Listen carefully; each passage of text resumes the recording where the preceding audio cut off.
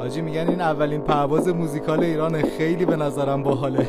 چیه خوب میخندی؟ صندلی چندی؟ کمربند میبندی؟ راه رو داری میبندی؟ میگن بلیط داری، ردیفتو داری، ساکتو میذاری، بالا دراشم میبندی. روبرود وانستادم من واسه خنده کردنت، اومدم اینجا بکنم فقط تو رو بدرقه.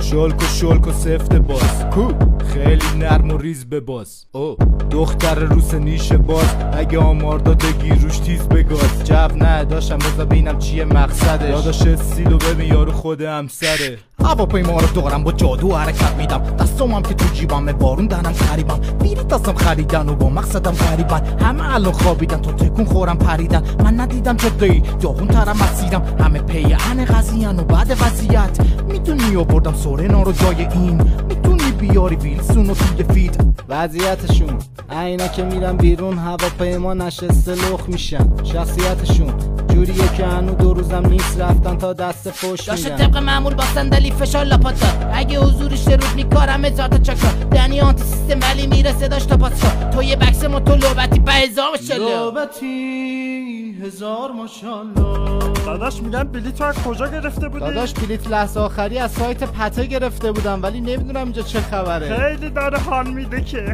خفه شو.